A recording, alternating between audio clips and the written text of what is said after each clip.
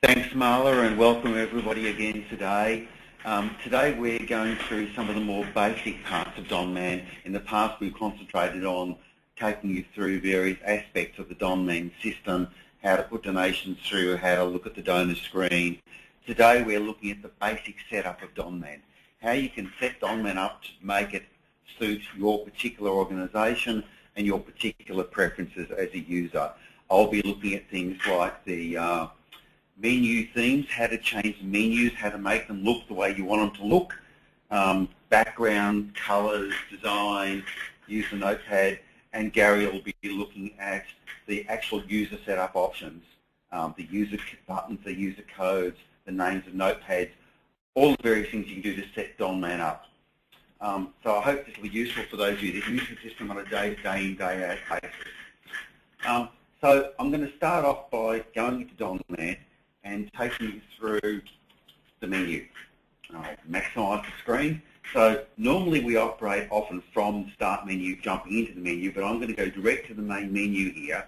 And you see I've got a picture in the background there, and I've got the blue default theme. But if you right-click anywhere in the menu, a little option comes up saying Theme. If you click on Theme, it takes you to this screen here. Now the screen enables you to change the look and feel of Donman.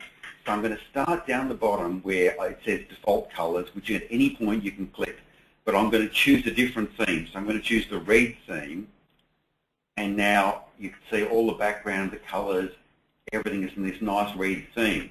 And you see that as I move my cursor over the buttons, there's sort of a shine, a glow, as it lightens as I move through it. So there's sort of a few different colours there. There's actually two colours of red there, a lighter and a darker red, and a shine a glow as I move my cursor around it. There's also the colours of the framing here and the background.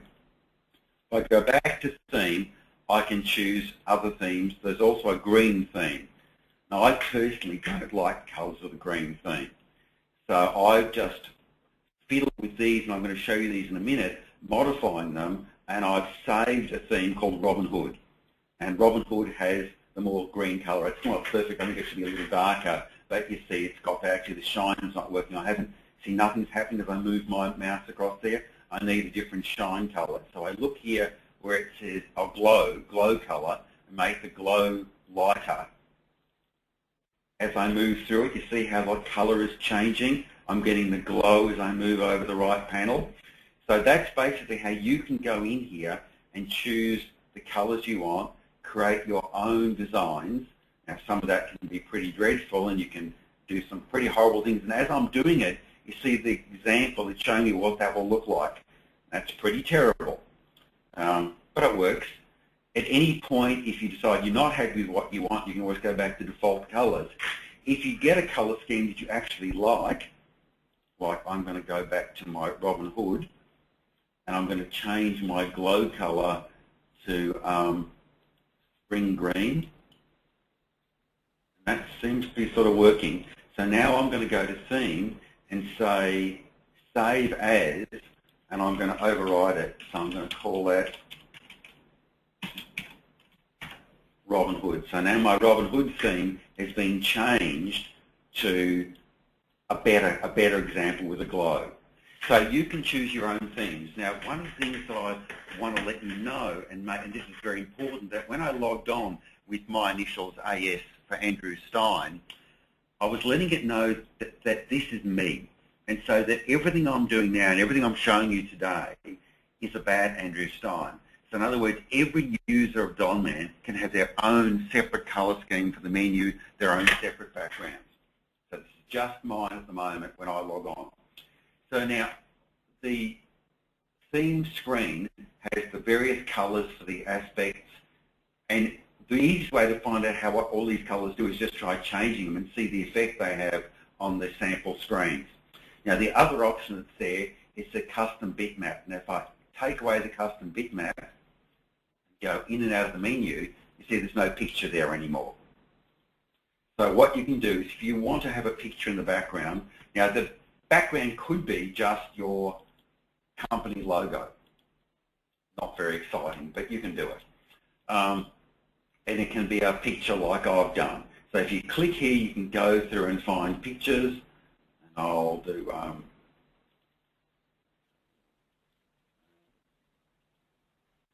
okay. So there's a picture that's probably bigger than what will fit. The options, once you've got a picture, you can choose center, stretch will stretch it on all four sides. Now that can distort it if the picture is not really the right shape. There's tile, which if it's more, the picture's too big to tile anyway, but there's fit. What fit does, it says, look, I'll just take the biggest dimension and leave it at that, so there's a gap on either side, we'll leave it. And there's also custom. And with custom, you can use this slider to move up and down and choose the size you want. So make that a little bigger.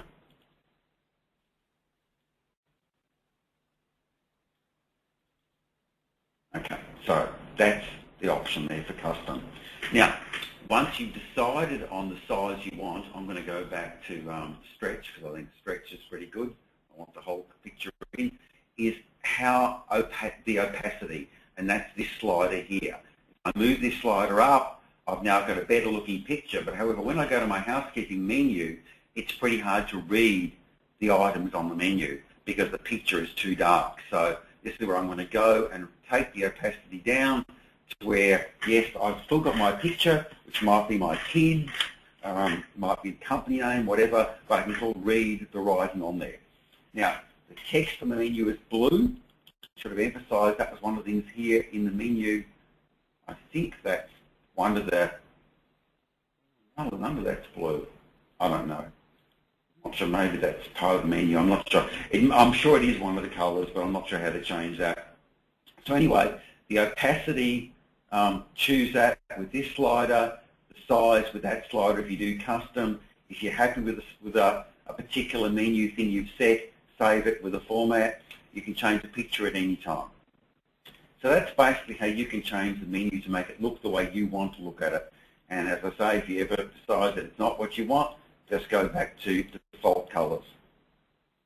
Go back to the blue. Okay, now the other thing I was going to show you today was just something very simple on the menu. We've got our start thing, but there's a thing called the user notepad. The user notepad is just like a scratch place. It's where you can put reminders to yourself. Remember to bring, well, you might have an appointment for this, but you might have a list of things to do, to put down there, cut and paste that you can do there. And that's something that you've just got there for the day. It's just for you as a user. You can use whatever you want for it, and then you can just delete it and put something new the next day. It's just basically a scratch pad that you can use with Donman. Now, some of the other interesting things with Donman are the setups are used to actually setups for the donor screen and for the donor system itself. And Gary's going to take over and do that now. And that's the Donman user setup. Over to you, Gary. Thank you, Andrew, and good afternoon, everybody. Okay, so what we're going to have a look at is when I set up a user, and most people will have seen the screen where I can set up a new user, and there are quite a few options on there of what I can do, as far as restricting people to what they have access to. So if I go into user setup, and I'm not set up as an administrator, you'll see all I've got an option to do is basically change my password. So I don't have the option to get into the full user system. So if you click on that button, the user setup button, and this is the screen you get, it is saying that you are really just set up as a general user, but not an administrator. If I am administrator and go in, I can now get into the full user setup screen. So when I come in, if I was setting up a brand new person, I can just enter, and the system will give me the next user number. So just like donor number, really, it's just a reference number, but in this case, it has even less impact than anything else. It is just a record number of a new user. If I wanted to see which users have been set up in the system,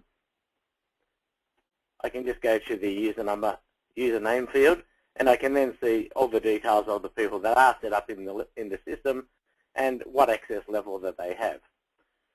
With the access levels themselves, there is nothing predefined in Donman that says, a level 1 has access to this and a level 2 has access to to this, etc. Because every organization that I've ever been to, the requirements are totally different, where people just say, it doesn't matter, that you're either admin or you're nothing, okay, as such. So as an administrator, so if I go into my record here, you'll see the access level is admin. By default, the minimum password length in the system is set at 5 characters. Okay. From there, I do have options to say, when this user logs in, if I'm using the diary, I can tick the diary, which will automatically load that when I log into the system. If I'm using the barcoding tool, either QAS or RAT, I can choose that at the time, and that means that at the time I log in, it'll automatically load my barcoding tool. On the menu itself, up the top here, you'll see the 2 main tabs that everyone uses, of course, is the Start menu and the Main menu, but there is another tab called the User menu. And this is where I can put all sorts of programs to suit exactly, how I'm utilizing the system, or things that I just want to put there that I'm saying, look, I run this program fairly often, and I just want to put it onto my user menu. The other thing, of course, I can add to the user menu are, saved visual reporter reports. So if perchance I had a user and said, look, I want to set up some reports that this user can run, and I just want to add them to their user menu, I'd need to get that user to log in. But once I have done that, up the very top of the screen you'll have options, and one of those is add a VisRep save report to your user menu. So if I click on there, I now get an option to choose my report, whatever it might be. You can see I can have no end of reports in the system. But from there, if I went through and said, okay, I'm just looking for something like this, by default, the system will then put VisRep report, but you can certainly get rid of that, and you can even change the description of what the report is. If I then save, I've now got that report on my user menu. If I decided something I want to remove at any time at all, you can right-click, and you get an option to remove that from my user menu. Okay, so you'll get the prompt, and just say yes, and that regenerates it. So the user menu, just like the colors that Andrew was explaining, is unique to each person's login. So it's not something that's going to affect anybody else. It really is for your own login. Adding things to the user menu itself, you can do from anywhere in the system. So as you go through the main menu, any item at all, so if I said I want to have view, edit, archive records, I can right-click, and you'll get the option to add that to your user menu. Again, you'll get the prompt to say, do you want to do this? Say yes. If I go back to my user menu, I've now got that in there. So sometimes there's just some programs you want to get to quickly without having to go through the whole menu system. If I go back into my user setup now. Okay, so that's really what allow access to the user menu, and ideally there shouldn't be any reason that we shouldn't allow people to use the user menu at all. If perchance I had someone that I was fairly heavily restricting, there is an option here that says block access to the main menu, which means I'll be able to use items on the start menu, but I won't be able to get into the main menu. Yeah, that can be a fairly drastic thing to do, because sometimes people need to run reports or do things like that. So, setting that could be detrimental to what you're actually trying to achieve. However, if I had a user that I wanted to restrict from certain things, like in this case here, I've set up a test user, and I'm saying in this case it's access level 2, and I'll explain how I sort of utilize that a little bit later. But down the left-hand side here, where it's got all donation history, donation tickets, etc., this is where I can restrict that user from seeing certain parts of my system. Yeah. I can hide certain notepads as well. So in this case, normally I wouldn't hide all notepads, because normally the first notepad for each donor is just general notes that really anyone should be able to look at. But if by chance I had one of my other notepads where I had more sensitive information on bequests or trusts or anything like that, or links to documents I didn't want everyone to have the access to, then I can certainly hide those notepads. From there, I've got certain things to say and show only sales history, and I've got an option for each person who's not administrator to show the financial dashboard as soon as that person logs in. Okay. If you're an administrator, the dashboard will show no matter what. As soon as you log in, you'll get that. Okay. If perchance I had something or a field in the donor's record that I said when this person logs in, they are only allowed to see records based on this certain field, then I can set up a filter on the screen here. Okay.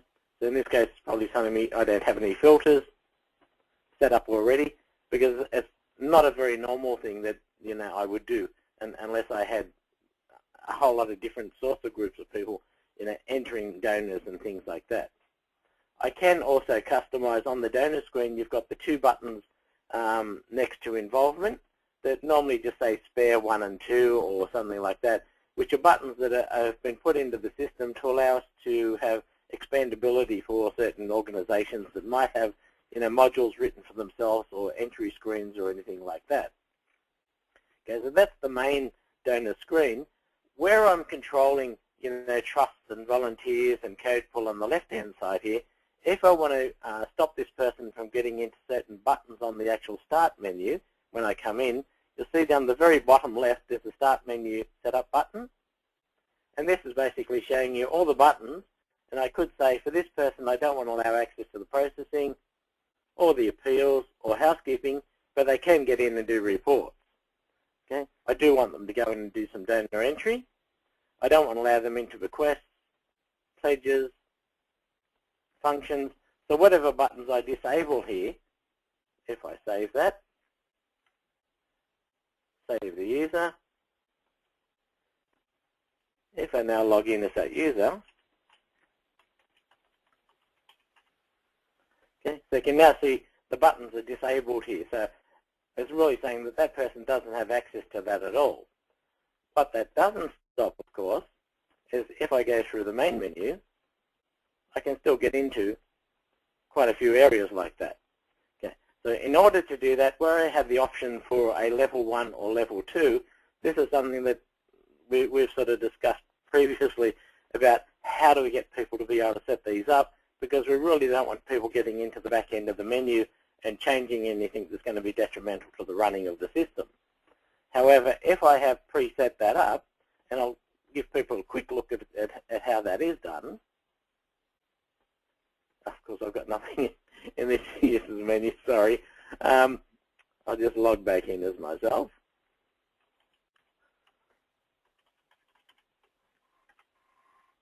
Okay, so I've now got all the buttons enabled again because I've logged in as myself.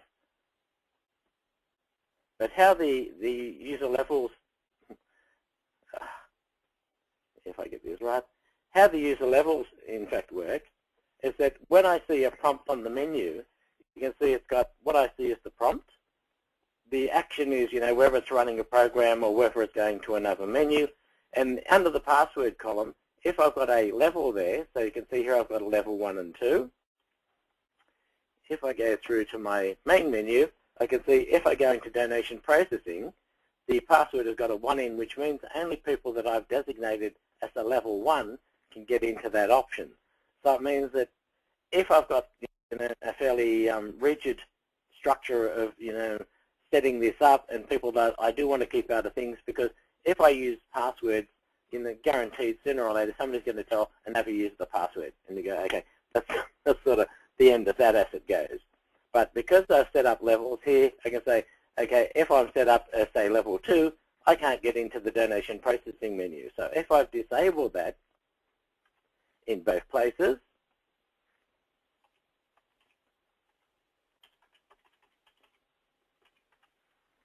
and go back in, so I can't get into donation processing here, but if I go through the system this way, and now go into donation processing, it's telling me I don't have rights to run this item basically.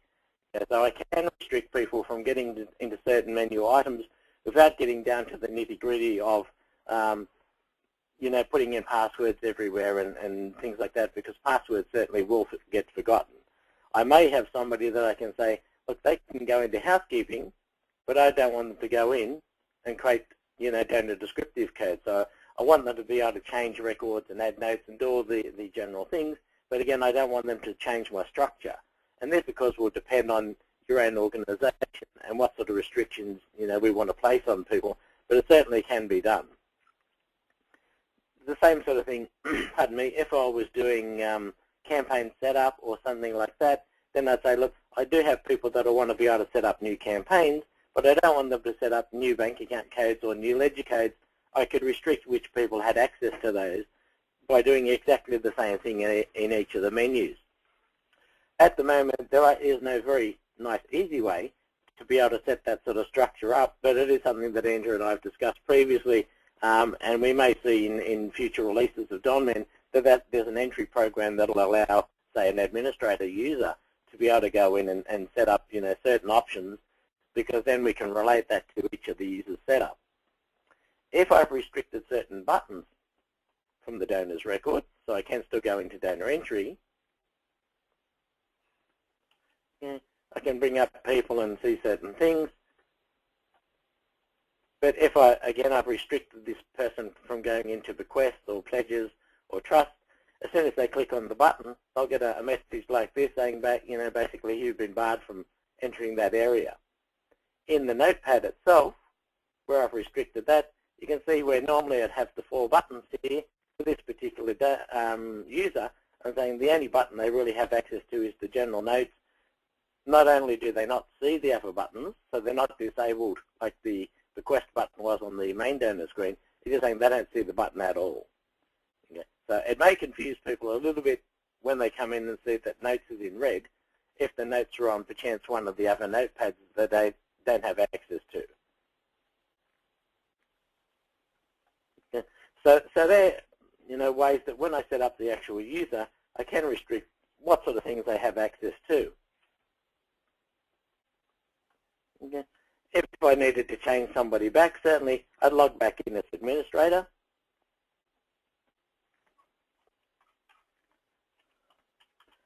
Where hopefully I haven't nobbled myself from doing everything. Go back into the user setup,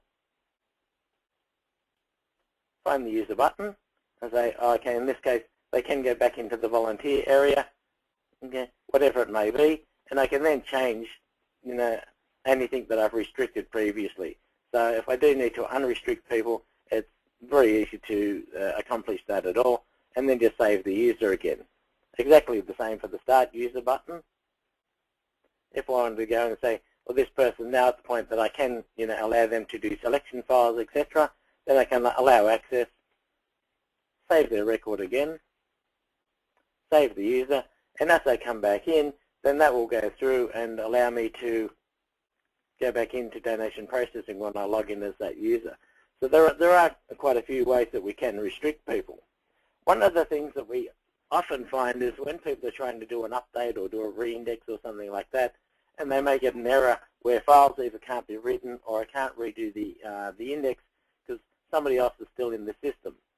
Most of the times we assume that, yes, everyone has got out of the system, but I think everyone will have found sometime in the past we find out that there's somebody either remotely connected or somebody who's gone to lunch and they've minimized the system and we can't get in, so we don't have to actually running the Donman. In order to view something like that, up top of the menu where we've got the version, if I click on the version tab there, you'll see in this case here I'm logged in as myself, but it's telling me that there's a user count of 2. If I wanted to see who's on the network, and sometimes this can be a bit slow depending on your network speed and everything like that. So you can see here it's telling me, because I'm jumping in and out all over the place at the moment, it's telling me that I've been logged in 3 times and my test user is logged in 3 times. So whichever users you've got in here, it'll at least be able to show you these are people that are probably still in the system. So then we know who to go and sort of check their machines or send them an email, whatever we need to try and get people out so we can do that sort of thing. On this screen here is also where we've got the option to set up a printer for a person. For most users and most organizations, normally this would be set at use Windows default printer only down the bottom here. And from there, I could go through and decide what is my default printer. Okay, so it could be a Canon, it could be a network printer, something like that. In this case, because primarily most of the printing I'm doing, I just want to generate a PDF so I can look at it. If I need to then print it, I can print it from there. So I'm just setting mine as the PDF creator. But I can do that from there. If perchance this was unticked, and I've set that to be a printer that we used to have, then when I send the print job from Donman to that printer, and it says, well, I can't get to that printer, or I've set it up with a different printer, then the output that I'm going to get is normally very garbled because each printer has its own setting. On the left-hand side of the menu here, you'll see it's giving me some details about where I'm at as far as my processing cycle goes. In this case, it's telling me I'm at the update, so I finished my donations. There's 0 donations in the temporary file. My last receipt number was, and my next batch number is. Okay, down the bottom of the screen is where I should be able to see the dates and times, basically, of my last 4 Newton, my last 7 Newton files. So in the system, everything I do as far as the processing cycle is concerned, the system itself will back up 7 times. So when we do like our banking file, we'll have banking 1 to 7, we'll have ledger 1 to 7, we'll have update 1 to 7. So basically, everything you do with the processing cycle, the system will back up 7 times. So in this case, where I've got Newton, that is my now empty file waiting for more transactions. But Newton 3 all the way back, you can see as I've done and completed an end of day. In this case, they're very far apart. That of course won't be the case in your system. It's showing me there the dates on those files. For all of the reports that sort of come out as part of that processing cycle, if I needed to reprint a report because the printer's not printed or it's screwed up the paper or whatever, and I actually have finished end of day, you can go down the bottom here to Open File. And the system by default will show me whichever working, in this case I'm using the DM train directory, but it'll show me all of the files.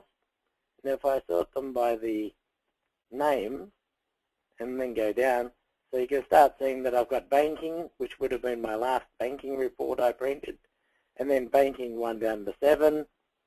So most of the reports, as you can see, if I've run them multiple times, I'll start getting 1 to 7 for all of those reports.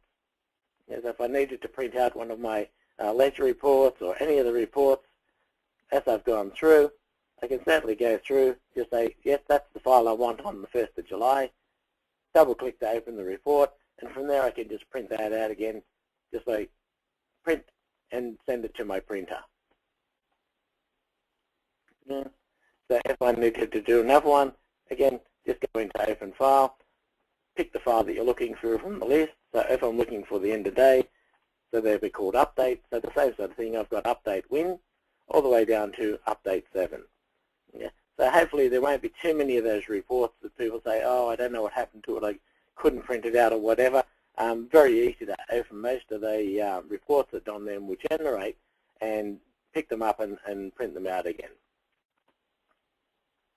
Okay, so hopefully that's given you a little bit of an insight as to how we can set up a user and customize them, and no doubt there'll be lots of questions about setting people up that way. And the other options are, we can control people either from the start menu here. We can enable or disable the buttons here, and on the main menu we can restrict each of the actual menu items, down to that sort of level if we need to. One of the other things that people might notice on the start menu itself is where at the moment I've got the volunteer system and I've got raffles, these 2 buttons here are basically set as the modules that are turned on in Donman. However, if I right-click there, you'll see that I've got, in this case, I've got campaign setup and I've got prospects. So there are 2 buttons called user setup buttons in the system that I can enable. If perchance I don't have the raffle system or the volunteer system, they may just sit there looking at, so they'll have the same bitmap on there, but they'll just say spare buttons for all purposes.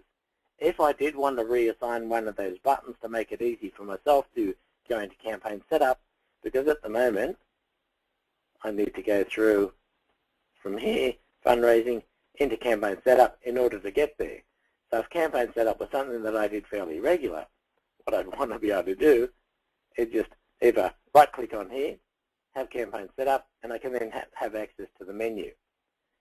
In order to set those buttons, if I go through my main menu, if it's at menu level that I want to set, you can right-click on the menu. You've got the option, as I was saying before, for any of these items to add it to your user menu, but if you go to Properties, you'll then see that there's options here that says, set as the top start user button. The bottom, I can change it for everybody, which normally I wouldn't, because again, I want these buttons to be more individualized. But if I said I want to set that as my bottom start user button in this case, because it's already my top one, and then save that. Okay, when I go back, so that's now campaign set up. But I said, oh, look, I've mucked that up. I've done that twice. So if I said I've already got campaign set up, but I do want this to be, view archive records or something like that, again, I can go through the main menu. In this case, I'll go into my archive, view edit archive records. Again, if I do right-click, go to properties. In this case, I want to set that as my bottom start user button. So if I say yes, okay, so I'll just change the text there. So it's basically view edit archive, save that, do OK all the way out. When I go back to my start menu, that will now take me straight into the archive record. Yeah.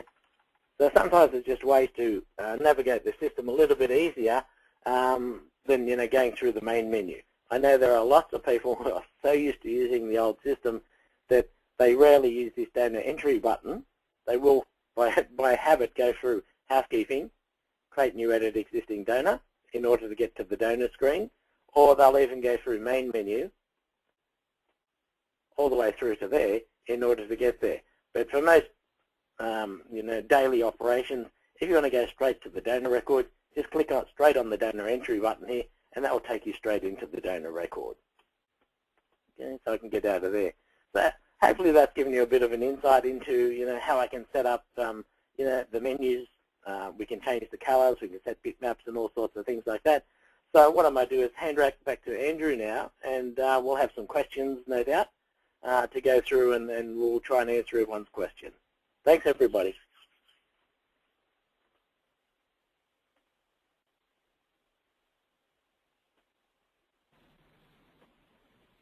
Thanks, Gary.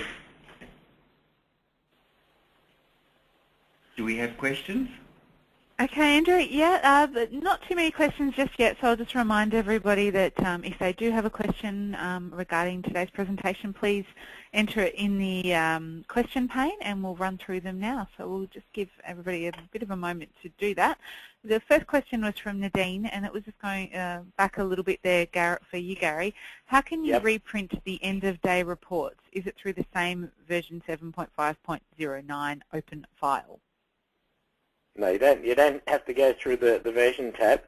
Just click on the Open File button at the bottom of the screen. Do you want me to just hand the screen back to you, Gary, to show that? Yes, please, Marla. Or I can. Anyway, okay. Okay. So if I'm on my screen and absolutely anywhere, I don't have to be on the Start menu. Just click on the Open File button at the bottom. When that comes up with my list, if you type in this case a U, and you'll see Update, and then update 1 to 7. So that'll be your last 7 as well as your current end-of-day update. So again, just double-click on the file. There's my end-of-day report, and again, I can just print it from there. Okay. Thanks, Gary. A question from earlier, a couple of people did miss the very beginning of the session, and seeing as we don't have too many questions as yet, if it's possible to go back through some of the changing the themes portion that you did at the beginning, just very briefly. Hand back to Andrew then. Okay, just one moment.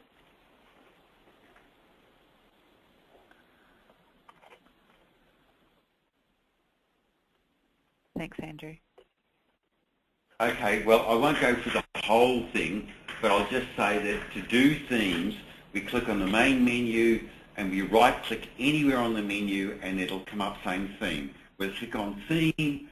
Now, I won't go through this. I did go through how you can manipulate these colors to create your own themes, but I'll just say if you, at any point, you can click on blue, red, green, and choose a different theme, and this is just for you as a user. Each user can have their own color scheme, and if you're not happy with some of the changes, if you do go in here and make some changes, as I'm making them, you'll see they're reflected on what's on the screen. So if I do something pretty awful, and I'm not really happy with it, I can click and go back to default colors, which is the blue. If you're happy with the theme you've chosen, like I did one called Robin Hood, I went through that, and yes, that's great, I like that color scheme, so I'm keeping that. So you can always create a theme and save it. And I also showed you that you can load a bitmap. So I have a photo there which here, enable custom bitmap, and I've picked a particular photo which is there.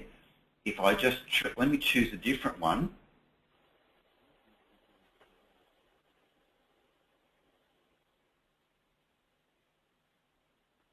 That's good. And Andrew, just as you're doing that, just to clarify, when you change a theme, it changes just on one person's one person's desktop Donman or all users? Yeah, sorry, say that again. It's for just for you as a user. It only changes it for one person. The person who creates the theme, the person who adds the picture, it only changes their login of Donman. So every single person who's on Donman, if you've got a multi-user system, can have a different picture in the background and a different color scheme. Great, thank you. Does that make sense? Yeah. Okay, so I've picked a picture which is being stretched now because I had it on stretch. If I click it on center, you'll see that it's just, the big picture is not even fitting on there. If I click the stretch, it'll actually distort the picture, or I can pick fit, and it will just take it'll take whatever dimension of the picture will fit within the frame. Like in this case, the height, it's gone to the maximum height and then left the gaps on the side, which retains the proportion. If I pick stretch, it's saying, I don't care about proportion, I'm going to make it fit. So it's up to you to choose what's the best thing. In this case, it's not a really good a good option for that. Stretch is a bit too stretched, but it's up to you to choose whatever you feel for the particular picture. And once you've picked a picture, you can decide how strong the image is by this opacity slider. So I pick the opacity slider, but if I make it too dark, then I won't be able to read the text as well behind it. So it's up to you to choose how comfortable you are with the text. Obviously, if I make it full strength, then it'll be very hard to read the text. So somewhere where you can still see the picture but read the text happily is the best happy medium for their opacity. So the themes let you choose the colors, color schemes, save your own color schemes, create your own bitmap, and save it away, and that's just for you as a user. Okay, so that's just a bit of a run through of what we covered before. Thanks, Andrew. That appears to be all the questions for today. Despite a very big audience, you obviously covered everything for everybody, so we might wrap it up there for today. Thank you, Andrew, and thank you, Gary, for presenting. And, of course, thank you, everybody, for joining us today. Again, we have a webcast scheduled for September. It will be on Wednesday, the 25th of September at 2 p.m. Australian Eastern Standard Time. Details on the topic and content for that will be in your inbox shortly, so look out for our emails there. And of course, all recordings of our webcasts are on our website under the What's New section of the website. That's donman.net.au. So you can take a look there, and as Andrew's got on the screen now, his contact details are there, Astein at advsol.com, if you do have any further questions following today. So that concludes our webcast for today. Again, thank you for joining us, and we look forward to seeing you next month. Thank you. Goodbye. Thank you, everybody. Thanks. Bye, everybody.